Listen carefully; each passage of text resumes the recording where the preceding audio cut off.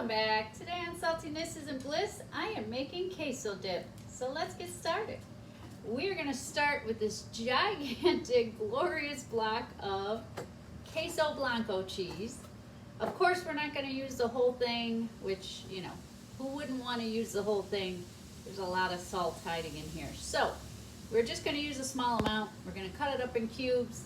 And then we're going to melt it in a non-stick pan on the stovetop. So let's get that heating up. So we want to turn our burner on to medium. And in the meantime, we will start cutting up our cheese. So I'm just going to use a butter knife. I think that'll go through that pretty nicely. This is room temperature. I have not opened this until now, so that does help to cut it easier. But there's my first slice. And then what I'm going to do with that slice is just cube it.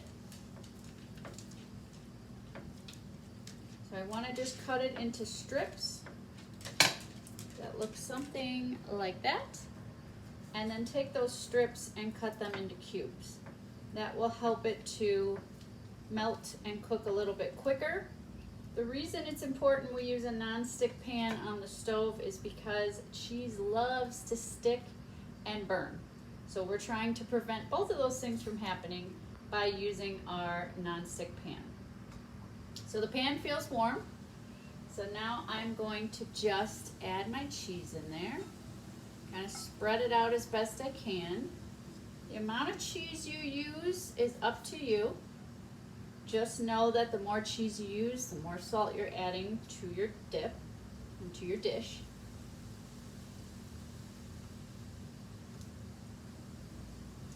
So I am going to put that much on the burner and cut up another slice while that is beginning to melt.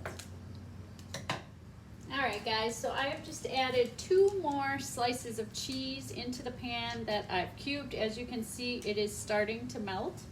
We do want to melt our cheese slow so that it does not burn, but I've still got my burner on medium, and I'm going to use a wood spoon to stir it with, something gentle that the cheese isn't going to stick to too badly and is not going to scrape on that non-stick surface of the pan.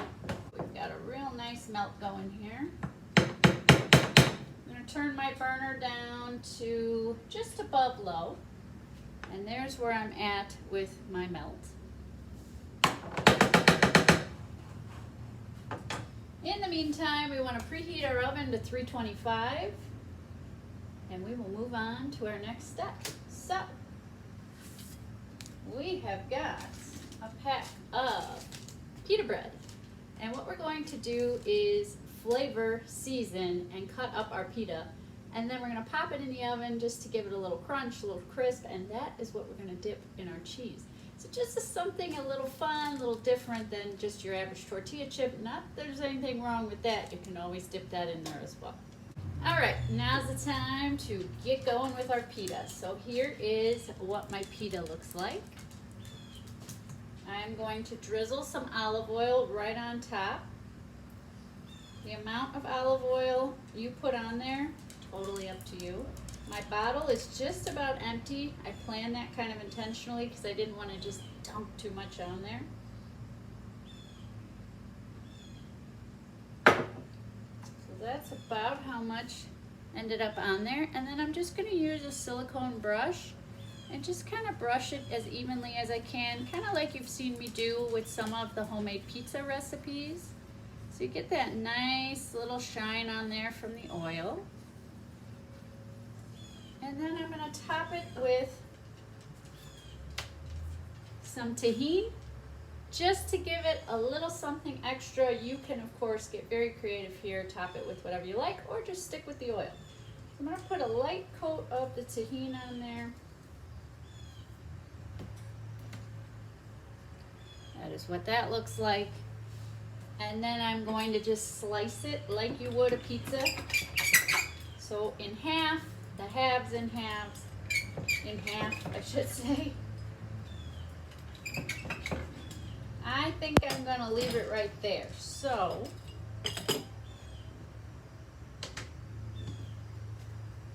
that's how my slices turned out. I'm going to place them directly on a sheet of foil.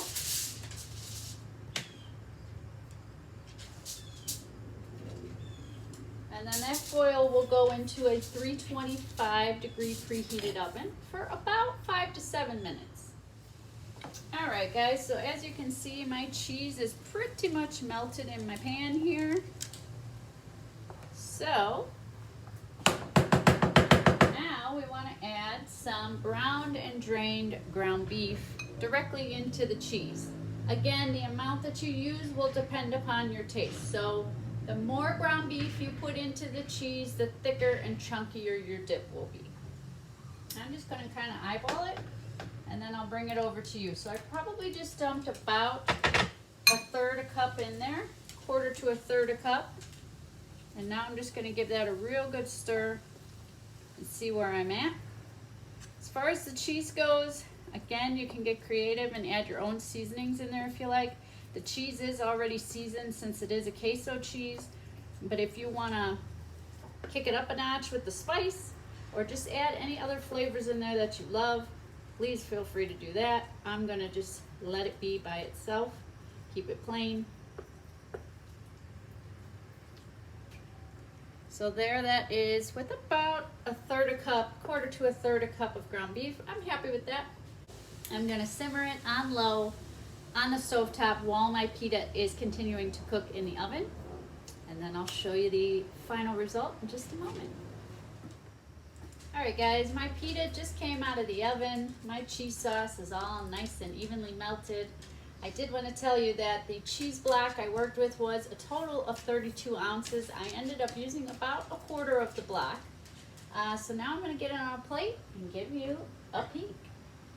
So let's scoop some of this cheese on here. And here is my tasty seasoned pita.